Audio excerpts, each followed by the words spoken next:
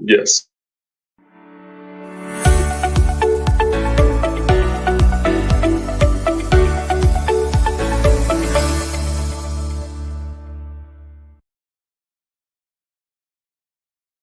Super loud. All right, folks. My name is Otis James. I'm a full-time real estate investor out of the San Francisco Bay Area, licensed real estate broker in a couple of states. Former mortgage broker. We funded just shy of $1 billion in the time that we were on the lending side. That was with a company called Mortgage of the Rock that I ran with my father. I'm a long-term hold investor. I have properties throughout the country.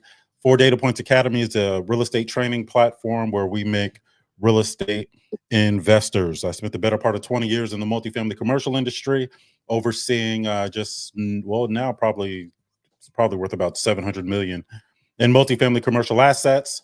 On the entrepreneurial side, utilizing an outsourcing business model, I took just under 600 bucks and created a company that went on to generate seven figures. I've consulted on projects domestic and abroad. I'm also licensed in insurance. I'm not in the insurance business, but in order to speak intelligently about it, I made sure that I had my license. So you guys brought up a good point. The woman that said that she was encouraging people to get out of real estate because she had, what'd you say, Rose? She had with 21 properties and she was utilizing the Burr method and she just thought it wasn't the trouble. Is that what you were saying? See? Yes, yes, and she grew her she bought those properties in 18 months, within 18 months. Yeah. So Mhm. James had a good point. Um, yes, those properties may have only been cash flowing a few hundred bucks, but the whole point of the Burr method is to get all the money you put in back plus some tax free, right? Because you're taking a loan against an asset. Let me see. Okay. You're taking a loan against. Oh, okay, hold on, folks. All right. All right, I think I did that by mistake. So you're taking a loan against an asset, but once you take that loan, you should be able to pay back all the existing debt and then have something left over. The issue is people don't properly invest what they have left over from the cash out refinance because that should be put into another cash flowing asset. So out of the one transaction, you should have had the ability to acquire another one, which is probably what she did. But if you're mismanaging that, then what do they say? Those chickens gonna come back to roost? I don't know what the old school term is. But eventually you're gonna come to an impasse because the cost of money doesn't support the Burr method the way it used to, because the added the higher monthly obligation eats into your profit. So you have to look at, okay, well, is it worth doing the Burr method, or maybe I'll just do some flips to accumulate some cash, and then I'll put that into a higher tier cash flowing asset like multifamily commercial or something like that. So if you're just approaching real estate investing with one strategy, there isn't one strategy that works everywhere all the time, and it's not always going to be the most profitable strategy. I come from the San Francisco Bay Area. I understand that the Burr method, and for those that don't know what the Burr method is, I think that name was coined by the good people over at Bigger Pockets. And basically, you buy a property, you rehab it, right? You add the value, and then you do a cash out refinance, and then you repeat the process. And it stands for buy, rehab, rent, refinance, and repeat. That's the Burr method. When you're trained, you understand what information to look out for to know whether or not the Burr method is going to work. And that's why we run the four data points. Four data points are: what does it cost? What does it cost to fix up? What's it going to be worth when I'm done? How much income can it generate? As soon as we figure out what the property is going to be worth when we're done, we know the type of financing that we can get for it. So if I have a property that is going to be worth $100,000 when I'm finished, then I know I can get an $80,000 loan against that property. And as long as that $80,000 is enough to pay off any money I put in to rehab it, to buy it, and all that, then I should be okay. But I also know what that monthly obligation is going to be for that $80,000 a month. So, data point number four: how much income can it generate? I have to weigh that against the income that it can generate to determine whether or not that's a good enough deal for me. And James hit it right on the nose. It's not always, is it a good deal? It's, is it a good enough deal for you, right? And even when you're talking about, is it a good enough deal for you? Is it a good enough deal for you right now? There's some deals that, at one point I wouldn't even have got out of bed for, but your liquidity changes and you need to make stuff happen. I'm going back and looking at some of them deals, calling them wholesalers like, oh, all I was saying was it wasn't, I'm trying to get those deals back. So your situation is going to change as a real estate investor. We always understand that there's a lot of things that are beyond our control, and you've always got to have a way to generate some liquidity, even when things don't look favorable. So just learning one real estate investing strategy is not enough for you to survive, because that strategy doesn't work everywhere all the time in every market, right? And as real estate investors, we have to know how to switch markets to find more suitable conditions for our current financial situation. Amen.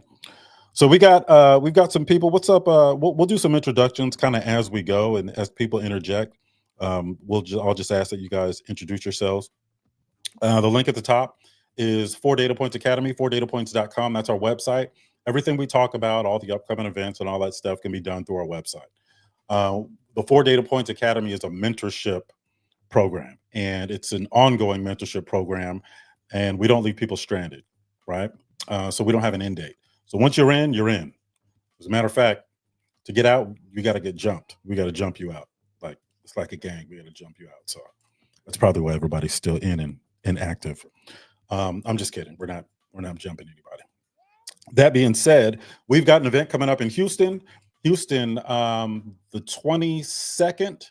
So on the 21st, we're going to do a meet and greet at the Hyatt Regency in the Galleria. And we're going to do a workshop right next door. We're all going to be staying at the Hyatt Regency, but the workshop is right next door at Hyatt Place. And that's going to be Saturday, the 22nd. And then after that, those that have the correct tickets, everybody's coming back up to my suite, and I'm going to cater it and have some tasty beverages and, some food to feed everybody. So we're going to have a good time. Also, we are starting back on week 1 with our curriculum. And what we're doing is, before, people just got the residential curriculum, or people just got the, the multifamily commercial curriculum. Now we're combining both of them. So should be a good situation. I got way too many buttons up here to be. All right, hold on one second. All right, I got way too many buttons to be. I think there it is. All right. That being said, what's up, Carolyn? Welcome to the stage. Marisol Ellis, what's going on, brother? Country Fella, or GA, Paris, Bert Lane, all these folks in our real estate family. Folks, anytime you see somebody with those silver wreaths, you can ask them, say, how is it being in a part of that organization or a part of that group? They'll tell you the truth. We call it a real estate family for a reason, and that reason is we treat people like family. All right, that's it. And sometimes that involves going above and beyond. Sometimes Real estate. What's up, Brandon? Brandon, I think Brandon caught the Holy Ghost. He got the Holy Ghost and just had to let that out. Right on, brother. Get it out. Real estate death row. There you go. Shout out to Brandon. Brandon, are you at 10 doors now? Nah, I'm still at 9, but I'm in the process of getting this commercial property. All right. Well, come on in. All right. So we treat it like a family, and that involves going above and beyond. Sometimes I got to get involved with some things on the spot that I can't just teach somebody how to do. Many times time is of the essence, and I may have to jump in and kind of take the wheel on some things. Also, investment opportunities. You guys know that we've been talking a lot about group projects. So if there's 5, 6, 7, 8 people in our real estate family that want to get together, I'll facilitate that, and then we'll go do a flip or something of that nature. There's some other stuff that we do too to put money in people's pockets.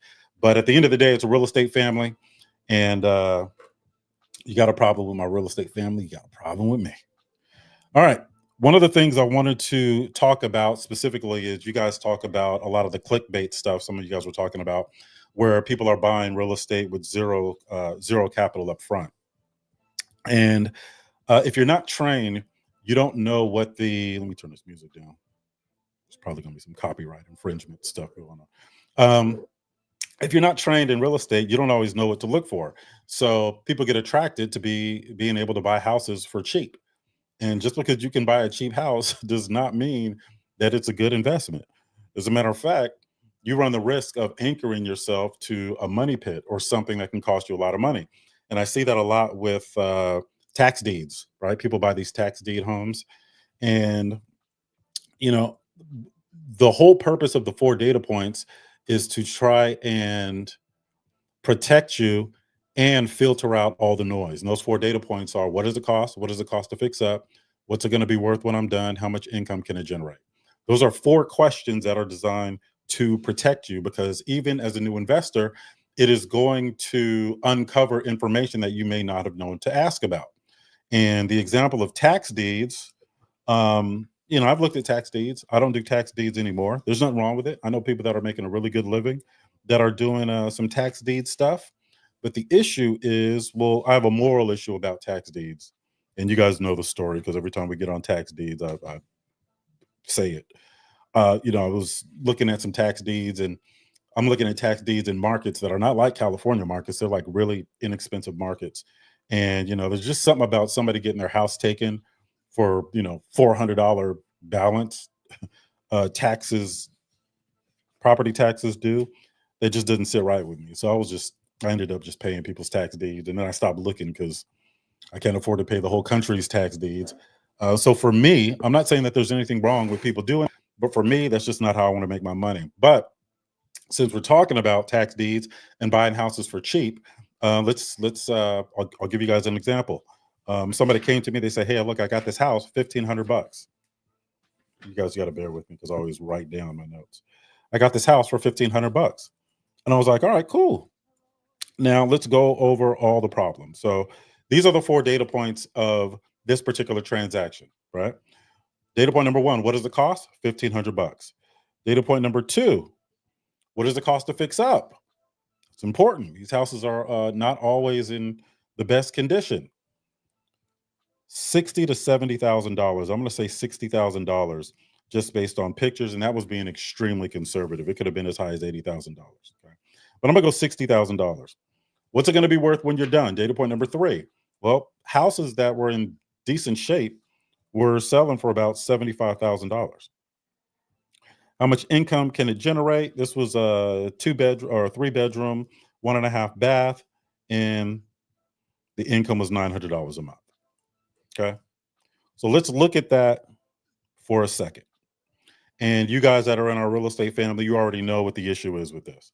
So what does it cost? $1,500. What does it cost to fix up? $60,000. What's it going to be worth when we're done? Maybe $75,000. It rents out for $900 a month. Now, the issue with this, I can tell you right now, is at a repair cost of $60,000 to $80,000 in a neighborhood where homes in good condition are only selling for $75,000. You've over improved the property.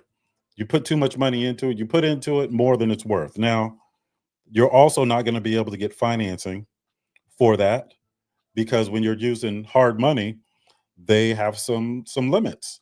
They'll say, yeah, we'll lend you up to 90% of the purchase price.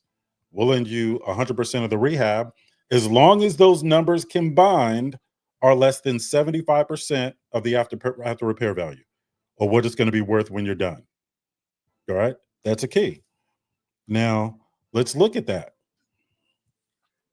I'm going to say a little more realistic rehab is probably about $70,000. So I'm going to say, let's round up. I'm going to say $72,000 is to buy it and rehab it. It's only going to be worth $75,000. So guess what? You're not going to be able to get financing for that. But let's assume that you can get financing, because it doesn't always have to be real estate financing. It could be from a consumer lending site. And that's when it gets really dangerous, because anytime you can lend or you can borrow, a significant amount of money really, really fast, it's going to be a lot higher interest, right? So let's say that you can get the financing for it. This also kills the deal. You only get $900 a month for this property. And at $900 a month, that's probably not going to be enough to service the debt against it. Okay.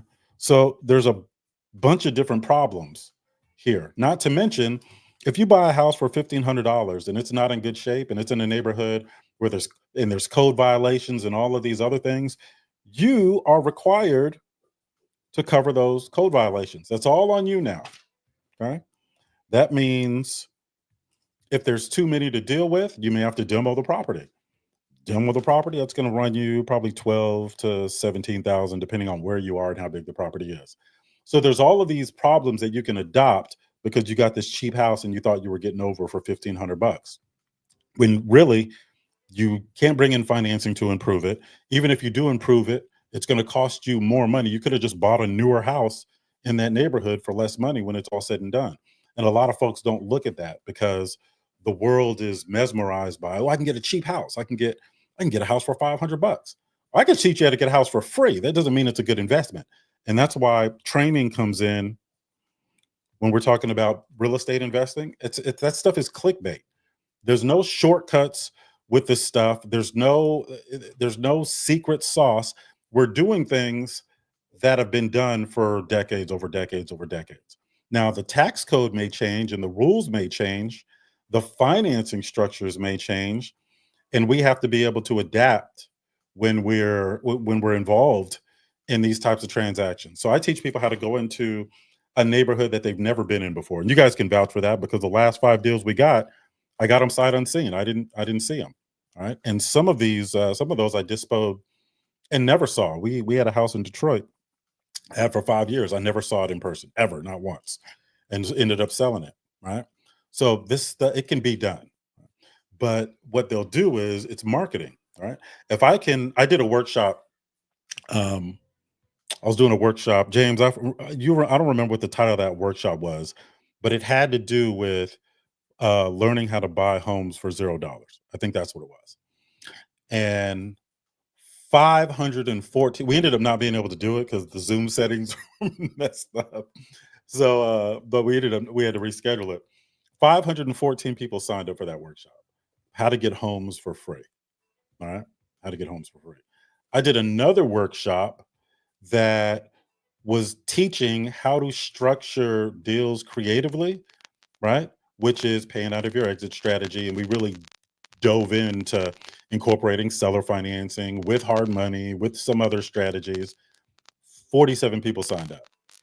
And that workshop was way more valuable than buying houses for free. All right.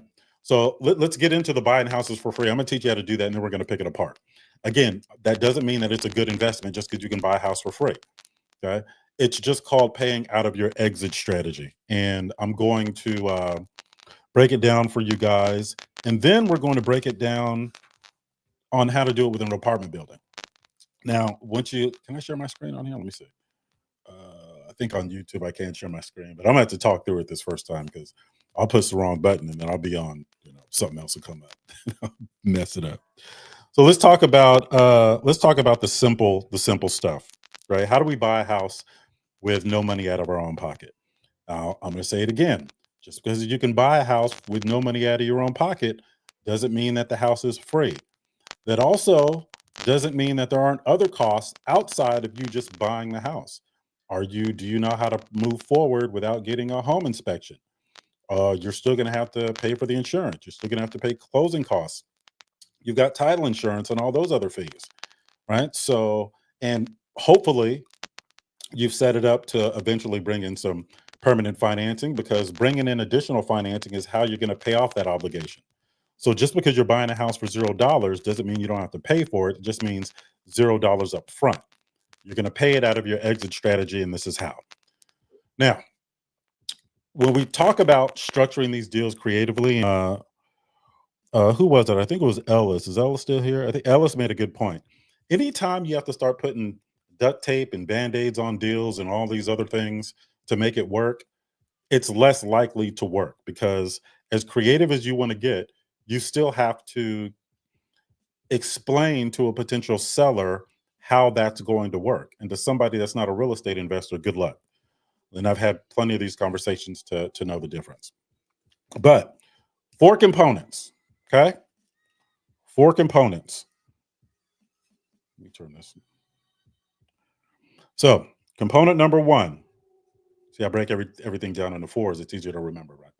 Component number one, you got to be able to assess the deal. You got to know whether it's even worth your time.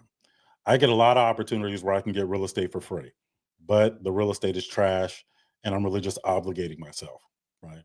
I have lots in Texas that there were homes on the lot. There were so many code violations, I ended up just having to demo the house. Well, guess what? Each of those lots are 13,000 square feet and grass grows on them. There's nothing on them. So they're just lots now. I flattened it. Do you know it cost me almost $800 every time to mow that lot? And I got 4 of them. 2, and then right across the street I have another 2. All right. So there's nothing there, but the ongoing costs can be significant, right? So this is just an example. Now, assess the deal. So component number 1 out of the 4, assess the deal using the 4 data points. All right. The 4 data points are looking at a piece of real estate and then asking yourself, what does it cost? What's it going to cost me to fix up? What's it going to be worth when I'm done? How much income can it generate? Okay. If you cannot answer those 4 questions, stop. You either need some more training or the deal is trash or there's some information missing that is important information, and we make data-based decisions. And if there's not enough information to make a decision, then you may want to pump the brakes on that. All right. So component number 1, assess the deal using the 4 data points. Component number 2, take control of the deal, right? Take control of the asset. And this is where people get stuck. All right. Taking control of the asset means when I look up that property in public records, you need to be the owner. Now, regardless of whether you paid for it yet or whatever, you need to be the owner. Now, why do I need to take control? Why do I need to be the owner? Because I can't bring in other financing if I don't own the property. Okay. So let's examine that. I'm going to write down component number 2, take control. Now remember, this is 4 components to structuring a deal creatively. This is just the basics. First, you got to assess it, right? Use the 4 data points to determine whether it fits inside your buy box. Number 2, take control. That means get your name on the deed before you have to pay for it. Now, in order to do that, you've got to go up to a seller who doesn't know you from squat and have them deed the property over to you. Good luck with that, right? Good luck. You've got to be able to articulate how they are going to be protected. And how do we protect sellers anytime they deed a property over to me? Well, we just write down what I plan on giving them for the property. So let's say I plan on buying the property for $100,000. Okay. And for sake of this conversation, let's have a fictional property. Property is $100,000. Okay. That's data point number 1. What does it cost? Say it only needs about $20,000 worth of work. That is data point number 2. What does it cost to fix up? But let's say the property is going to be worth $200,000 when it's all said and done. Data point number 3. What's it going to be worth when I'm done? And then we'll say for and giggles that it'll rent out for, let's say $2,000. Let's say $1,500 a month. Okay.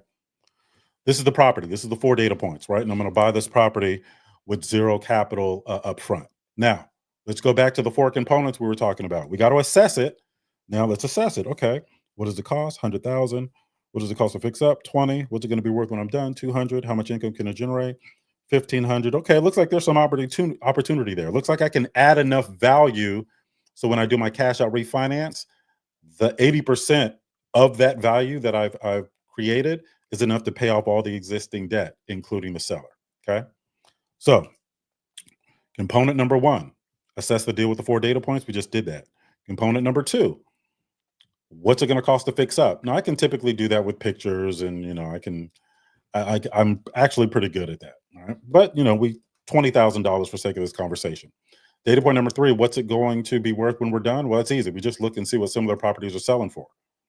And when we're doing it on the residential side, it's much easier because we can just pull up public records and look for similarities.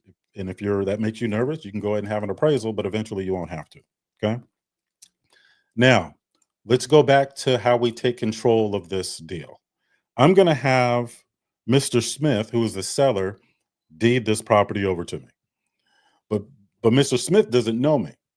So who's to say that once he deeds the property over to me, I won't just run off to Mexico and be like, sorry, Mr. Smith, sucker, it's my house now. Well, there's some documents that we put in place. So first of all, I already know that I owe him $100,000 because that's what we went in the contract. That's what I'm buying it for. Data point number one, $100,000. And we need to evidence that in the form of debt. So we are going to draft a note, promissory note. And on that promissory note, it's going to say, I owe Mr. Smith $100,000. And it's going to say the terms, how long I have to pay it back. Is there a prepayment penalty? What's the interest rate? Is there a balloon payment? We're going to evidence that debt in the form of a note. All right. So once he deeds the property over to me and I have that note in place in the seller's favor, then if I don't deliver, he could take me to court. He can sue me. He can do all these things, but that could be costly too. And why would he want to risk that? Okay. So what we want to do is we want to take this debt and we want to tie it to the property. That means it doesn't matter what happens to me. The debt is tied to the property. So anything that happens to the property, whether it's refinanced or whether it's sold, that debt is going to get paid automatically. That's where the security is for Mr. Smith, the seller that I'm talking to. All right. Now, that security, right, is supported by another document called a security instrument, hence the term security instrument. I don't know where they got that name from. But we have a security instrument, and when that is registered with the county, it takes that note and attaches it to the property in the form of a lien. Okay. So if anybody looks at public records, it'll show me, Otis, the owner, but it'll show when you look at who my lender is or who has a lien on the property, it's going to show Mr. Smith. Okay. So if I don't honor that note, Mr. Smith can foreclose on that property and get it back the same way that your lender can. All right. That's the most important part of paying out of your exit strategy, getting your name on the deed before you have to pay for it. Okay. Now, component number 3, let's assume you've got your name on the deed and there's a lien in favor of Mr. Smith. Now Mr. Smith is waiting for his money. So how do we get Mr. Smith his money? He already deeded the property over to me, right? There's already a debt on the property of $100,000 that I owe Mr. Smith, okay? But I own it. And if I own it, now I can bring in third-party funds to do what I need to do. Now, data point number 3, we knew beforehand that the property was going to be worth $200,000. I bought it for $100,000, $20,000 to clean it up, get it looking good. It's going to be worth $200,000. Once that property is deeded over to me, now I can go to a lender and say, hey, look, this is a hard money lender. I'll go to an asset-based lender because they'll cover the rehab. I'll say, hey, asset-based lender, hard money lender, I got this property and let's go ahead and do an appraisal. And I need to finance 80% of this property. I'm gonna fix it up and I got some other debt on the property. So 80% of 200,000 is 160. So I can get a mortgage for 160,000 on that property. What do you think I'm going to do with that $160,000 when I get it? Well, I'll tell you what, when the new lender wires those funds into escrow, the closing company or escrow company or title company, they all do the same thing, is going to look and say, all right, the new lender just wired us 160,000. The first thing we got to do before we close is we have to see what debts have to be paid. So they're going to do a title search on that property, and they're going to see that there's a $100,000 lien on that property in the favor of Mr. Smith. So they're going to say, all right, they're going to call Mr. Smith and say, hey, we just want to get a confirmation of the balance that Otis owes you. Mr. Smith will give them the information, and they'll say, okay, boom, they're going to pay Mr. Smith. I still got $60,000 left on that cash out refinance. So now $20,000 of that is going to go towards the rehab. Okay, the $20,000 that I needed to fix it up. Okay.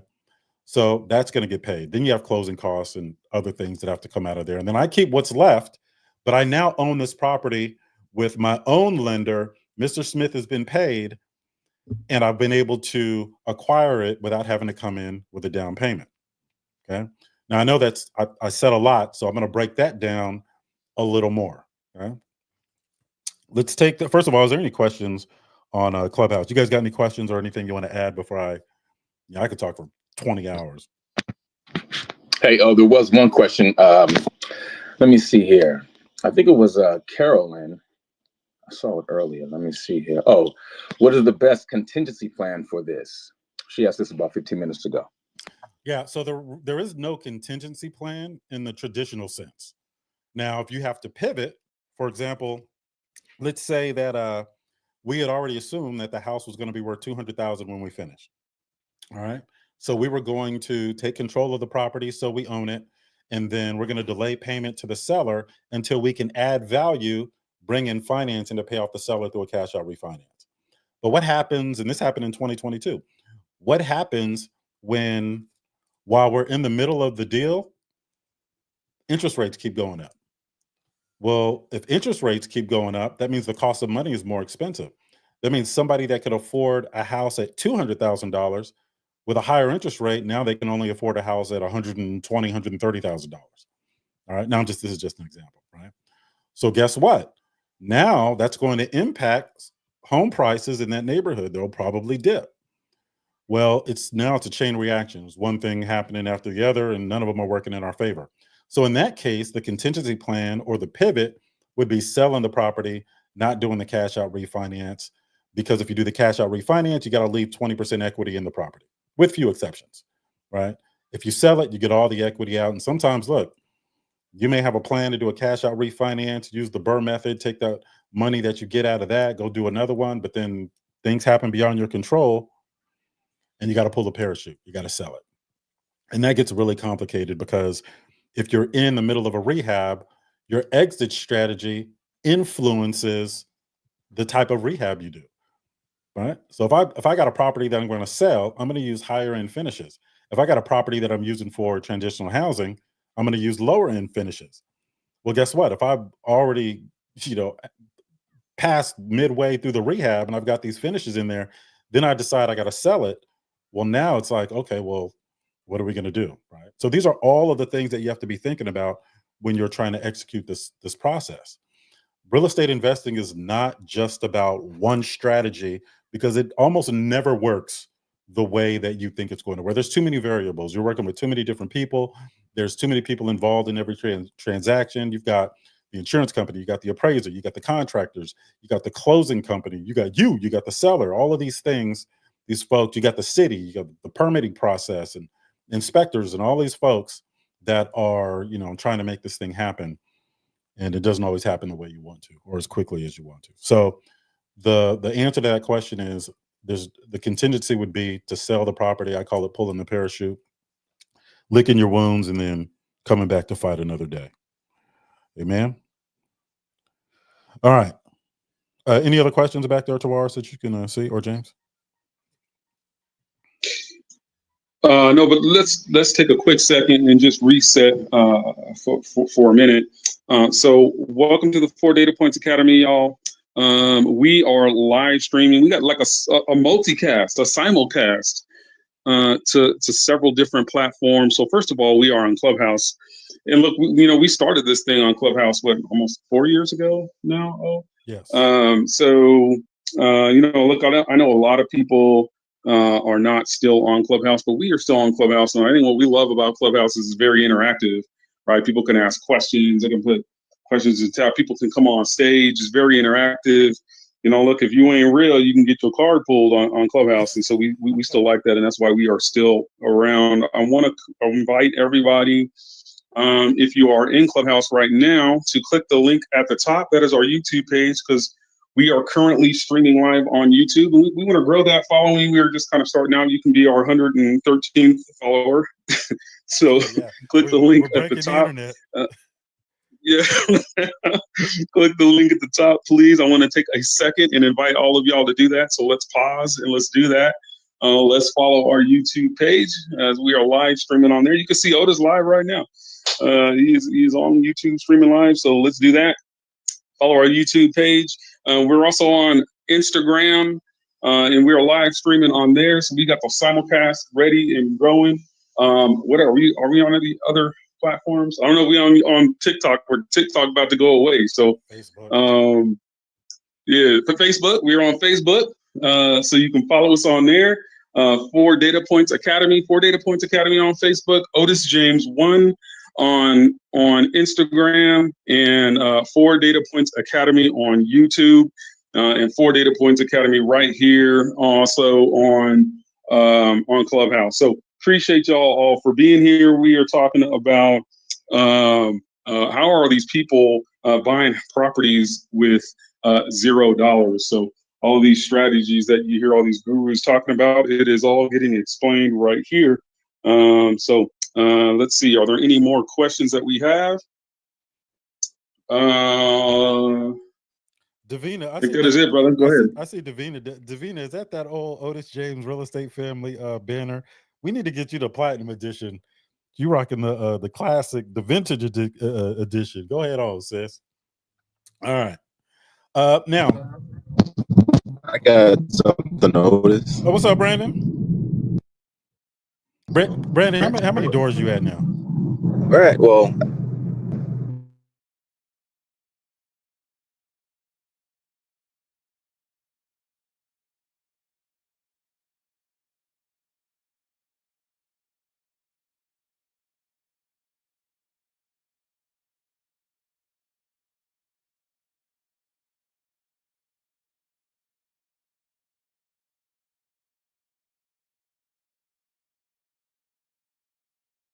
Say again for me. Say it again. we got 3 4 units. When your deals get pretty big, like you're talking like 1.2 on a creative finance, what's some things to look for to make sure that the small things don't add up and the deal goes away? So the first thing I look for in a deal like that is, how am I going to exit? When do I have to pay this money back? Right. So you're still looking at, you're still looking at 3 separate deals within one, right? You said how many was it? There's 3 different parcels, right? Brandon? Say that one more time, Otis. How many units was it? It's 12. 12 units. So it was 3 fourplexes or 4 triplexes? 3 4s. Okay, so 3 4. So you're still looking at them as individual deals. So you're still running the 4 data points on each of them individually. Now, are they adjacent to each other? Yes, they're adjacent. We have like maybe 10 acres worth of land where there's nothing but 4 units. Okay. All look the same, except the seller's trying to exit. Okay, so I would look at, so there's a few things. One, is it going to generate enough income to service whatever debt is going to be in place?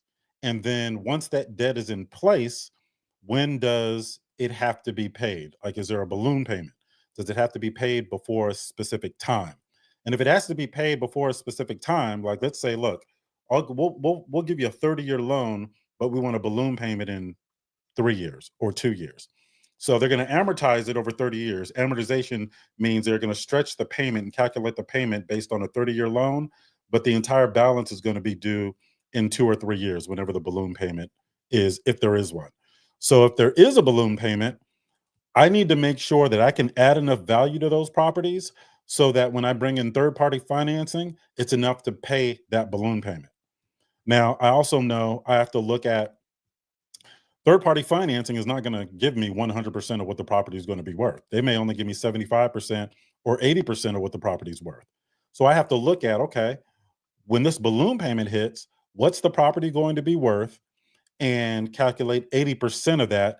And is that number enough to pay off all of my financial obligations to the lender or the seller, or however you structured it? So when you say what things are there to look at, there's a bunch of things to look at, not just to determine whether or not you're going to move forward, but while you're in the process, right? And a lot of that is going to depend on how the deal is structured. So I'd first have to look at the promissory note, right, to see what you're obligated to, and then how we're going to exit out of that property. So there's, the only thing you need to look at is the 4 data points in the beginning. And then if you're in the deal, maybe you're adding value, you're doing a rehab, you got to continue to look at 2 of those data points. What's it going to be worth when I'm done, and how much income can it generate? So if you're looking at what's it going to be worth when I'm done, if that number gets higher, that benefits you. But if you're in the middle of it and that number gets lower, well, now you're going to run into some trouble, right? So we do the best we can. We beat those 4 questions to death in the beginning because we want to mitigate any potential risk, right? And then we move forward based on the answers we get to to those questions. What is the cost? What does it cost to fix up? What's it going to be worth when I'm done? How much income can it generate? Right. So Brandon, so Brandon's in our real estate family. I think he and his wife started with me about 2.5 years ago. I think, Brandon, correct me if I'm wrong. Yeah, it's about the beginning. Yeah, about 2.5 years ago, and they're up to 27 doors already. So I know Brandon has seen a lot of this already, and I think he's asking this question for you guys. He's not asking it for him because he's done multiple projects and he's got a nice little portfolio going. So thank you for asking the question. But the long answer is there's always going to be things to look at. There's things to look at in the beginning, 4 data points. We iron those out. There's things to look at during the rehab process, right? Are you hiring a contractor? Do you know how to manage?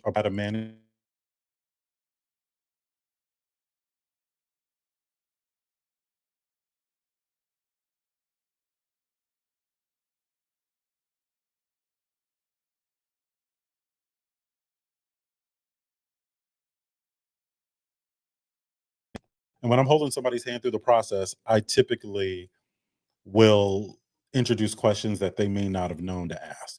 So when I'm holding somebody's hand, I approach it as if I'm doing the transaction, and then I'm sharing all the things I'm doing and all the things that I'm looking at, all the different data that I'm looking at.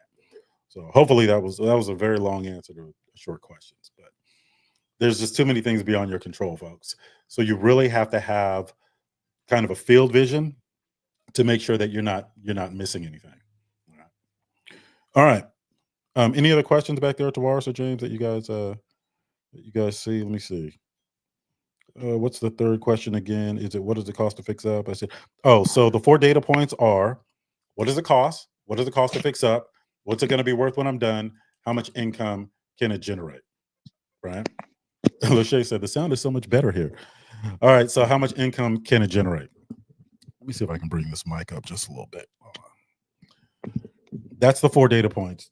I tell people, look, before you decide you want to get into real estate investing, if you can't master those 4 questions, don't get into real estate investing. It's just not worth it. It's just not worth it. There's just too much risk and too many things that can go wrong. So when we're teaching it, our week 1 curriculum is the 4 data points. I mentor 350 people. I can't be with them 100% of the time. And I need to make sure that, maybe after a lesson or something that they heard, or they don't hear something and they get the confidence and get out there and then get into something that I can't bail them out of. So I know if everybody is using these 4 data points, Tavares, I'm gonna put you on mute just 1 second, man. If everybody is using these 4 data points, then I know they're going to be protected. I know they're not going to get into something that they can't get out of. I know that things will at least be fine until I get there, or they'll come back and ask a question when these data points aren't favorable to them. All right. So let's do it this way. There's a couple terms that you guys need to understand. You'll see things like LTV, LTC, LTP, LTARV. So let's go over those really quick. LTP is loan to purchase. Loan to purchase is the loan amount relative to the purchase amount. So if the LTP is 80%, they're saying we'll lend 80% of the purchase price. LTV, and a lot of times people use these interchangeable, LTV is loan to value. That is the loan relative to the value. Now, the difference is if I got a house that I'm buying for $100,000 that I got at a discount and it's really worth $200,000, the lender doesn't care. The lender's only going to give me LTP, loan to purchase. I'm purchasing it for $100,000. They're only going to give me 80% of that. They don't care about the discount. Now, if I already own the house, this is where the magic happens. If I already own the house, getting the property deeded over to me before I have to pay for it, then what the lender will do, will have an appraisal. They'll do that on the purchase too, but they'll have an appraisal to confirm the value and lend me 80% of the value. Now, this is the difference. If I'm buying a $100,000 house that's really worth $200,000 and I approach it the traditional way, a lender's only going to give me 20% down, right? $20,000. I got to come up with $20,000. They'll finance the 80. I'm sorry, the lender's not going to give me 20% down. The lender's only going to give me 80%. I got to come up with 20%. Okay. So if it's a $100,000 purchase, I don't own it. So the lender doesn't care about all that. I got it for a discount and all that. They're going to finance 80%. I got to come in with 20%. Now, if I own the property already, that same property, let's say I bought it for $100,000 a few months ago, I go back to that same lender, they're going to have it appraised to give me 80% of that. That's loan to value. So 80% of 200,000, which is what it's worth, is 160,000. 80% of 100,000 is only 80,000. So just the act of me getting my name on that deed before I have to pay for it allows me to get double the financing. Okay. Now I just got to be able to add value and increase the property value so I can pay all that debt back when I exit. All right. So let's break it down again. This is the property that we're talking about, and these are the characteristics. All right. The property, and I'll say James is my seller. I'm buying it from James. I know the property is worth 200,000. We're not going to get into the conversation and how I found it and all that other stuff. James already agreed. So I'm buying this property from James. And we go into contract. I send him a purchase agreement for $100,000. Okay. I go to my lender, hard money lender. They says, all right, this is cool. All right, this is good. We'll go ahead and pay for your rehab. Our rehab's $20,000. We'll pay for your rehab, but we're only going to give you 90% or 80% of the purchase amount. Well, shoot, 90%, that means I got to come up with 10,000. 80%, I got to come up with 20,000. And I have $0 in my pocket. Sorry, that's not going to work. All right. We'll call the lender ABC lender. So I call James back because I know I don't have the money for this down payment. And I say, hey, James, hey, look, man, I appreciate you working with me on this deal. I got some other projects going on, and I need to bring in some funds from another project to put into this project. So I need you to get creative with me. I'll tell you what, you know that $100,000 that I owe you? Let's take that. Let's put it in the form of debt, and let's attach it to the property. Let's do that. Okay. And in order for me to bring in the funds, I have to have my name on this deed. Right now, we're going to go through the closing company, so it's all going to be legitimate, and they can explain the process to you. But I want to take that debt and attach it to the property just in case something happens to me. Right? Let's say we close and I've got this debt on the property that I owe you, James, and I get hit by a bus. Well, because the debt is with the property and not just to me, you can foreclose if I don't honor this note. If I don't honor the debt, you can foreclose and get the property back. That's your protection, James. All right. And we can go ahead and go through the title company or closing company. They'll draft all the paperwork. And when we walk away from the closing table, I'll own the property, but that debt of $100,000 is going to be attached to the property in your favor. And you and I can agree on the terms, right? I can make little payments. I can make big payments, whatever you want to do. We can structure it however we want. And then once I bring in those third-party funds, I can pay you out of that. Okay. I can pay you out of that, James. Hold on a second. I think I got somebody trying to call me. All right. So James, if he's still confused, then I'll simplify it even more than that. Hey, James, look, I'm buying it for 100,000. I'm probably going to need another 45 days to close. I got to structure it this way because I'm bringing in funds from another project. So go ahead. So let's execute, deed the property over to me. Let's take what I owe you. Let's attach it to the property, and then I'll pay you out of my cash out refinance, which is probably going to delay payment to you by about 45 days. Now, why would James go along with that? Right? Why would he? I have to offer some incentive. So it's not just, hey, let's go ahead and structure this deal creatively because it's more convenient for me. I got to come to James with some money. So that conversation needs to be, hey, James, look, man, I appreciate you working with me on this. And look, I've got some things going on with some other projects. I need to bring in some money for this project. I'll tell you what, I may be able to pay an additional $10,000 if you'll delay payment another 45 days or 60 days. Will you work with me on that? I need to lead with James making another $10,000. Now, I ran the 4 data points, so I already know how profitable the property is going to be. I already know that I'm going to have $10,000 left over after it's all said and done that I can give to James. So I'm going to do that. All right. I'll say it again. Hey, James, I appreciate you working with me. I know we've got a purchase agreement. I know we agreed on me paying you $100,000 for this property. I think I can kick it up to 110 in your favor.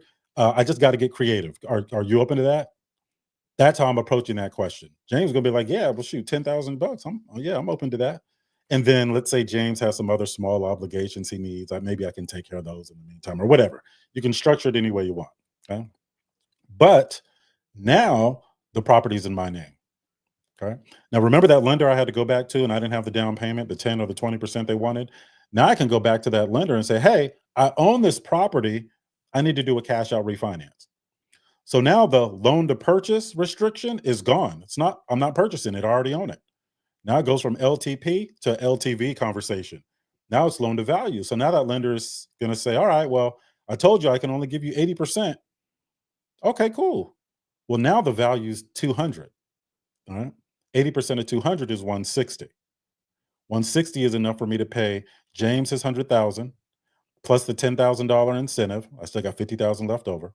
Plus the $20,000 rehab. I still got 30,000 left over.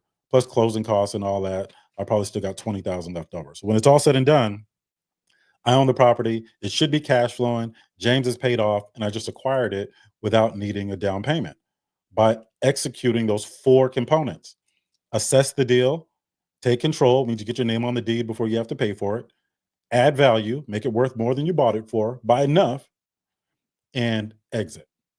Cash out refinance or sell it if you have to.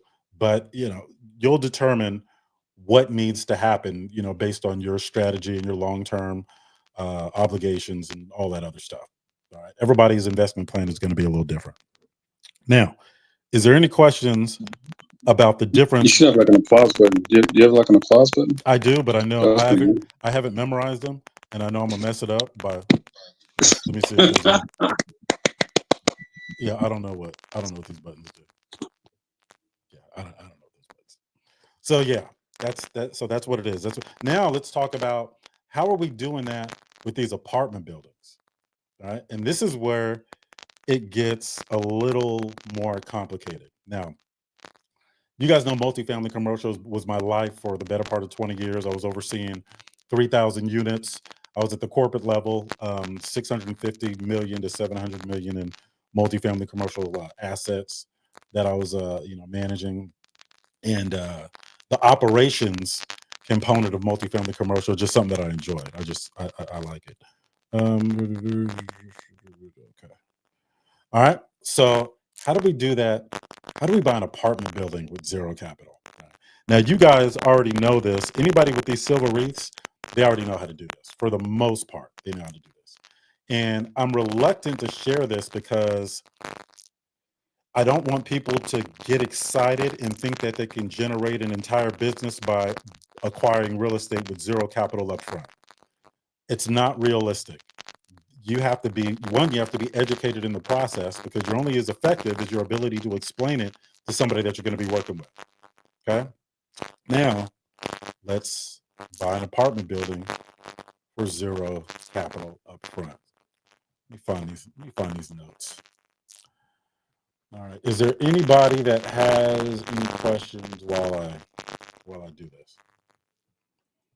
Yeah, Otis, how'd you get so smart? Huh? Who was that? Who's that? Who was that? Sorry. How'd you get so handsome? You are the most handsome person I ever met. Oh, who is that? Oh, thanks, Lindsay. That's it.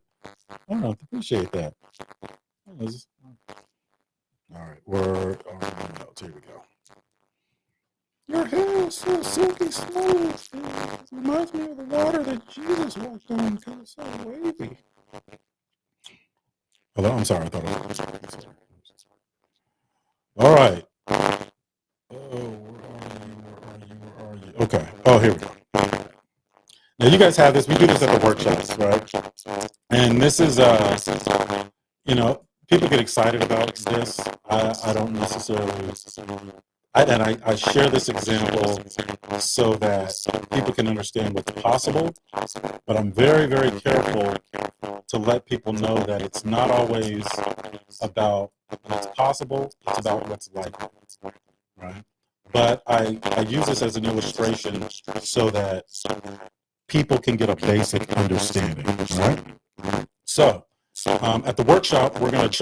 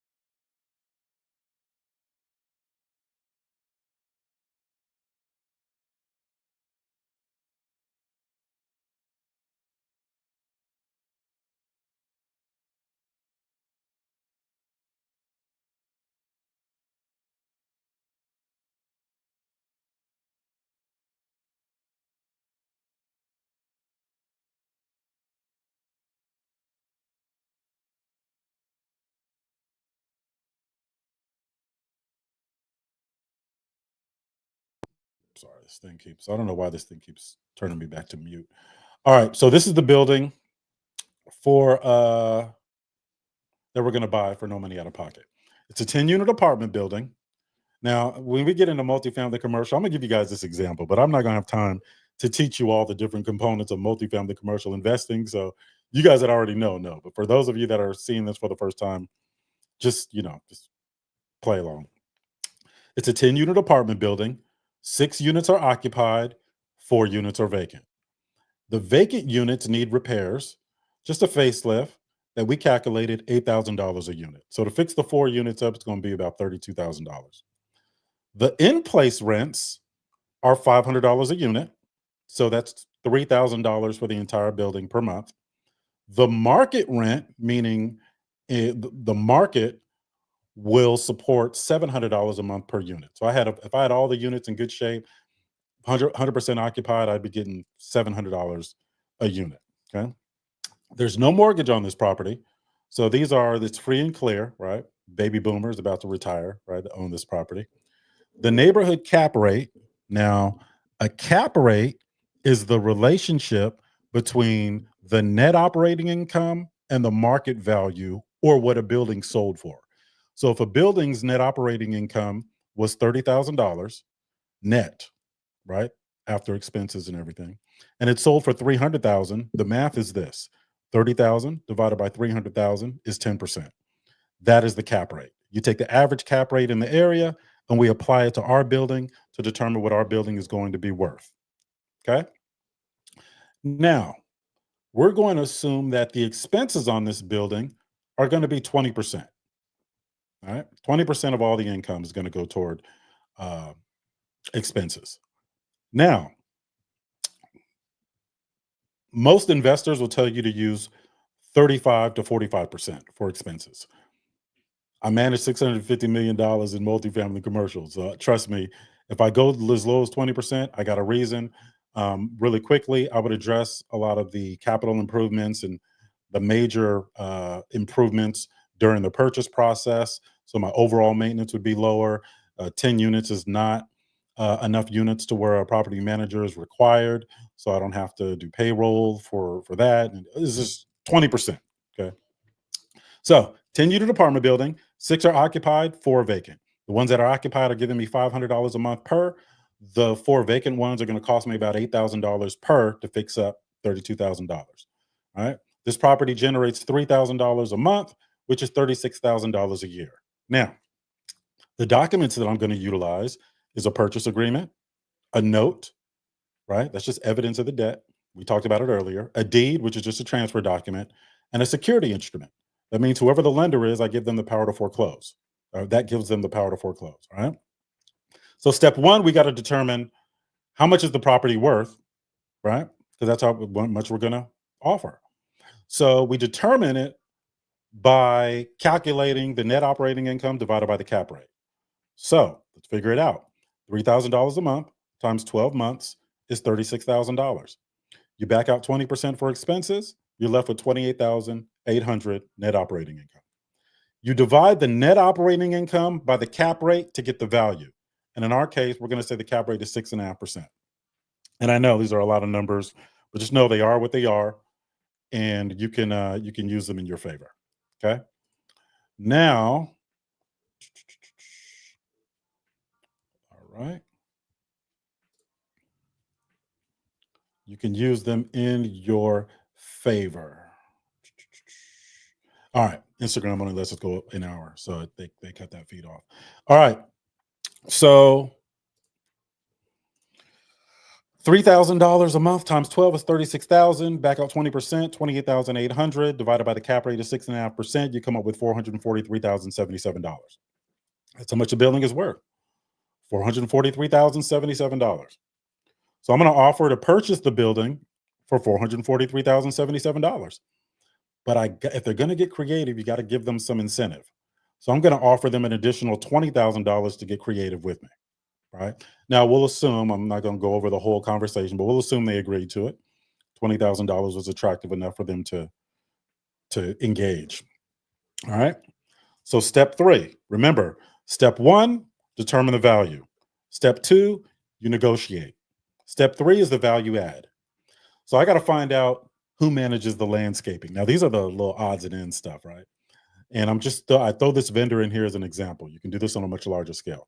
I find out who does the landscape and I say, how much will you charge me to just kind of spruce up the curb appeal or whatever? They'll say, $2,500. I'll say, I'll tell you what, if you do a net 90 or a net 120, which means let me pay you later, I'll double it, $5,000. All right, cool, we'll do it. Now, we're still adding value, and you add value to multifamily commercial by increasing the net operating income. How do you increase the net operating income? Well, you increase the rents, or you increase the income overall. Lots of ways to do it, right? Increase the income, reduce expenses, that increases the net operating income. All right. Now, those units are $8,000 a piece. Okay. They deeded the property over to me. We already went through all of that. I can't get financing for $32,000, any real estate financing. All right. So what am I going to do? Well, I can go to a consumer lending site that doesn't lend on the real estate that'll give me a loan for $32,000. And I always use the example of like lendingclub.com or Best Egg. There's a million of them out there. All right. So now, remember, I don't have any money, right? I already had to delay the landscaper getting paid. I've negotiated to pay out of my exit strategy already. I got to fix these properties up so I can increase the value of the real estate, but I don't have the money to fix the property up. So I borrow it from a consumer lending site. I need $32,000, but they're not going to wait 90 and 120 days. So I'll borrow $34,000 and I'll take $2,000 and start paying them back with their own money until I can exit. All right. So now this is what I owe so far. And I know it's tough to keep up, but if you guys are coming to one of my workshops, you guys will be experts in this. So total due so far, right? So we negotiated $443,077. That's what the building was worth. Then we added a $20,000 incentive for them to get creative with me. Then I got $5,000 I owe the landscaper. I got to pay him in 90 or 120 days, whenever that is. And I owe lendingclub.com $34,000. So I'm all in $502,077.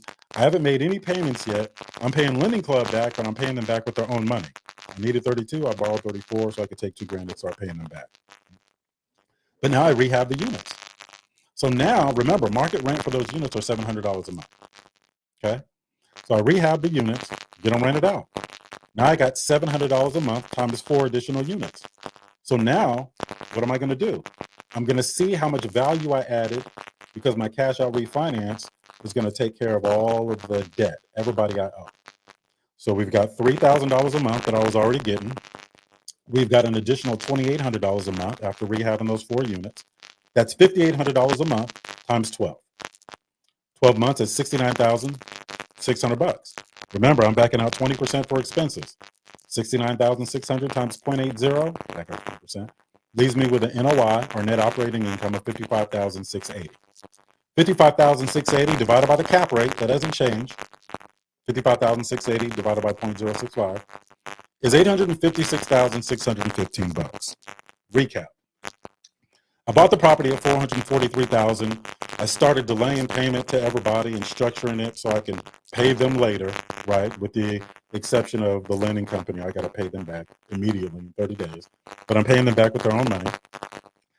I rehabbed the units, got them rented out, increased the rent, which ultimately increased the net operating income from $28,800 to $55,680.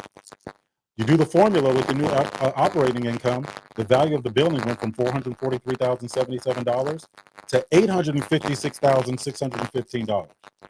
Okay? See how much we increased the value? Now we're going to exit. Now I go to that lender and say, hey, I got this building. This is the value, and they'll have it appraised and they'll confirm the value. They'll give me 80% of the value. Now, 80% of $856,615 is $685,292. So I just did a cash out refinance for $685,292. Okay. But how much do I owe? Well, I owe the $443,000 initially, the $20,000 incentive, $34,000 to Lending Club, $5,000 to the landscaper. That total is $502,077 that I owe. So after I pay everybody back, I walk away with $183,215. It's tax free. There's no capital gains tax. I didn't sell it, right? Now I would put some money into a reserve account and then go buy another apartment building where I don't have to get so creative. All right? But the goal of that illustration is to show you what you can do if everything is in alignment. All right? If everything is in alignment. Now, of course, there's a lot of things that have to be in alignment. One, you got to know what you're doing. There are additional costs involved. Like you'll notice, I didn't have a property inspection. That's pretty important, right? A property inspection to know what you're getting. Well, instead of doing a property inspection, I would have brought my contractor over just to walk it and give me an estimate and actually develop a scope of work to get everything the way it needed to be. So I wouldn't have needed a property inspection.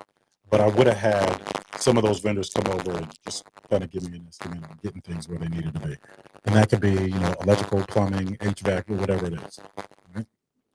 And I would make sure that I could pay everybody out of my exit strategy. Look, I walked away with $183,000. I had a lot of room to negotiate with people in there.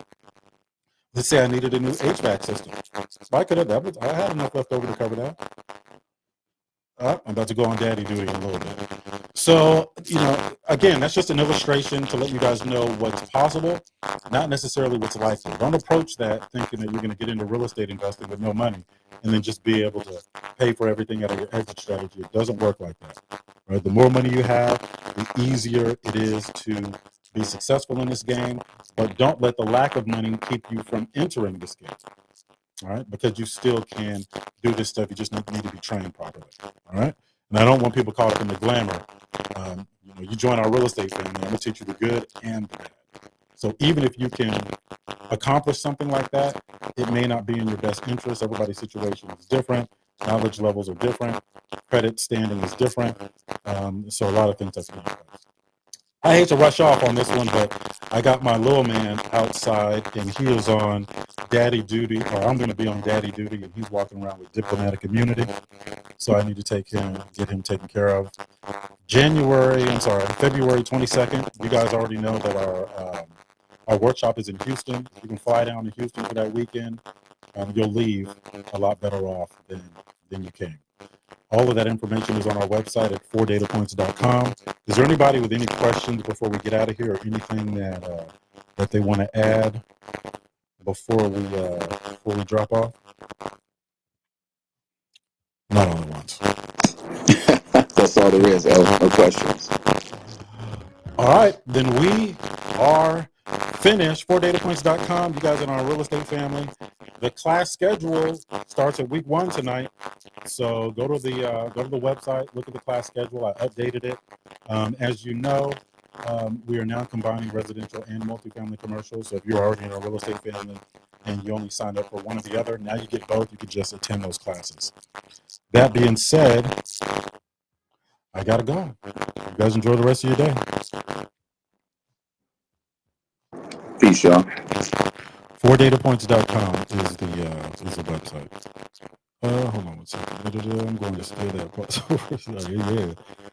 The 4 data points. Okay, what is the cost? Thank you, Tavares, for reiterating that. Understand is it an exit value? Amen. So property location, cash flow, vacancy rate, and renter population is good to know. Yeah, that's not all you want to know, but those are good data points to look at. Also depends on the project. All right, I think I got to everything else. All right, I think we're done. See you guys here. What's today? Tuesday. See you guys here Thursday. So Thursday, same time, 9 a.m. California time, noon, East Coast time.